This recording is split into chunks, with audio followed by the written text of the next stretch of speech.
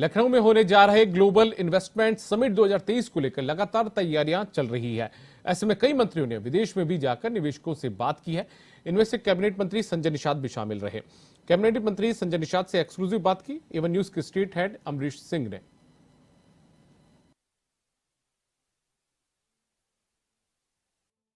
Cabinet मंत्री संजय निषाद जी हमारे साथ हैं, उनसे बात करते हैं इन्वेस्टर समिट को लेकर। ग्लोबल इन्वेस्टर समिट सरकार जोड़ तोड़ से बहुत मेहनत से लगी हुई है और इस बार का जो इन्वेस्टर समिट है उसको भव्य बनाने की कोशिश है। कैबिनेट मंत्री संजय निषाद से जानते हैं कि क्या तैयारियां चल रही हैं और फिलहाल किस तरीके की जो चर्चाओं के बीच तैयारी हैं उस पर बात करते हैं। मंत्री जी, इन्वेस्टर समिट को लेकर क्या तैयारियां चल रही हैं सरकार की?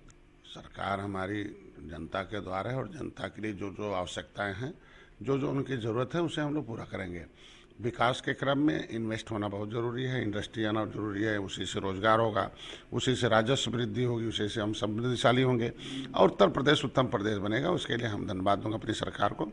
उन्होंने एक इस योजनाबद्ध तरीके से पूरे देश दुनिया में हम लोगों ने इन्वेस्ट करने वाले लोगों को आमंत्रित करने का है और इस आशय के साथ गए कि पहले की सरकारों ने ऐसा माहौल खड़ा कर दिया था कि उत्तर प्रदेश के जो खुद के इन्वेस्ट करने वाले लोग हैं वो दूसरे प्रदेश या दूसरे देशों में चले गए थे। कम से कम आज हम धन्यवाद देते हैं अपनी जनता को, अपने पार्टी के लोगों को कि आज उत्तर प्रदेश का एक ऐसा माहौल बना है कि लोग अब लालायित हैं हमारे उत्तर प्रदेश में इन्वेस्ट करने के लिए, क्योंकि यहाँ के बहुत ढेर सारे इंडस्ट्रियल बाहर हैं और उत्तर प्रदेश एक ऐसा प्रदेश है कि जहाँ संभावनाएं बहुत हैं हर सेक्टर के। तो अपने जितने भी इंडस्ट्रीज हैं वो आ रहे हैं और इन्वेस्ट करेंगे। जो मेरा लक्ष्य है 1 ट्रिलियन इकोनॉमी उससे अधिक होगा और पक्का होगा और 1000 लोग आ रहे हैं और निश्चित रूप से जो लक्ष्य निर्धारित किया गया उसमें हम लोग कामयाब होंगे।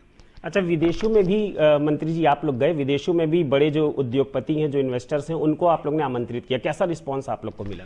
और जब सिस्टम अच्छा होगा, जैसे 1 विंडो सिस्टम है, इजी गोइंग बिजनेस पॉलिसी मेरी है और जो मैंने जो जीरो टॉलरेंस हमारी नीति है और किसी भी विकास के लिए इंडस्ट्री के लिए 3 वेज होते हैं, एयरवेज होता है, रेलवेज होता है और जो है हमारा जो है जो रोडवेज होता है। तो सभी जो है ये तीनों वेज में हमारे अच्छे रोडवेज के लिए हमने आज के दिन में देखे होंगे कि हमारे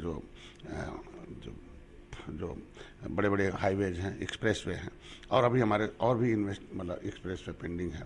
आपने देखा होगा हमारे पास इंटरनेशनल जो एयरपोर्ट है उसे हम लोग और विकसित कर रहे हैं, लोगों की कनेक्टिविटी। तो किसी भी चीज़ों के लिए कनेक्टिविटी बहुत ज़रूरी है और कनेक्टिविटी के लिए हमारा जो कनेक्टिविटी हमने फिट कर रखा तो निश्चित रूप से उत्तर प्रदेश एक बड़ा प्रदेश है और यहाँ की आबादी है और यहाँ के लोग, यहाँ मैन पावर भी है कि हम दूसरे प्रदेशों में यहाँ के लोग जाते थे, अगर उनको इंडस्ट्री यहीं मिलती है तो उनको इजली मैन पावर मिलेगा जिससे उनका जो भी प्रोडक्शन होगा, जो विकास होगा तेज होगा। इसके लिए जहाँ भी गए हम लोग उसकी लोगों ने सराहना की उत्तर प्रदेश को और उन्होंने वादा किया निश्चित रूप से और कुछ लोगों ने तो एमओयू पर साइन भी किया और फाइनल एमओयू यहाँ होगा।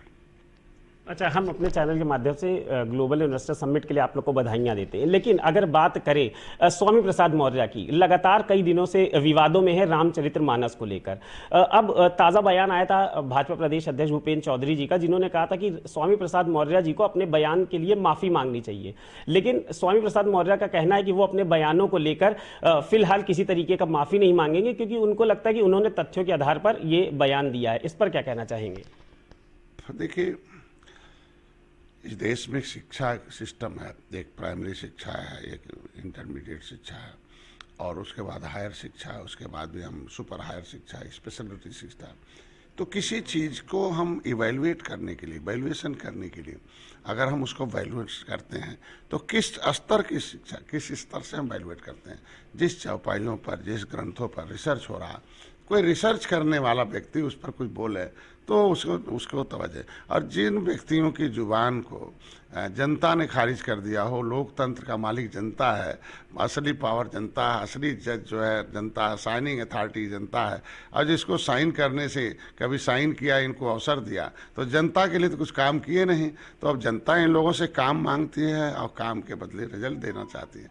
तो इन लोगों ने अपने उस काम न कर पाना और जो लंबे समय तक इन्होंने जनता का वोट लिया, वोट लेकर उनको धोखा देते रहे, यहाँ 30 सालों से चाहे किसी पार्टियों में रहे हैं, तो जिसका खुद का प्लेटफार्म न रहा हो, हम लोग प्लेटफार्म वाले आदमी हैं, हम लोग एक मिशन और विजन। तो जिस नेता का न कुछ विजन है, न कोई मिशन है, न कोई प्लेटफार्म है और न जनता में कोई जगह है, जहाँ सब कुछ खारिज हो गया, उनके जवानों का हम लोग क्या जवाब दे सकते हैं। वो कुछ भी कहते रहें, चूँकि लोकतंत्र है और यहाँ एक चौथा स्तंभ है मीडिया जो है, तो इसका उपयोग और कुछ लोग दुरुपयोग करते हैं। कुछ सुर्खियों बिटोरने के लिए कुछ भी कह सकते हैं कि किसी तरीके से हम जिंदा रहें, देखते रहें लोग, उसके हिसाब से होंगे और समय आने पर इंतजार। तो ये खाली कुछ है नहीं, हमारे हिसाब से खाली सुर्खियों में बने रहने के लिए गैर विवादित है और ये जनता उसको समय आने पर उसका जवाब देती रही। जनता बहुत होशियार है, जनता अब जान चुकी है क्या गलत है क्या सही है। जनता ये सब जान चुकी है हमें करना क्या है क्या नहीं करना है। किसी के बोलने पर वो कुछ नहीं हो सकती है, वो अपने हिसाब से जनता जाने।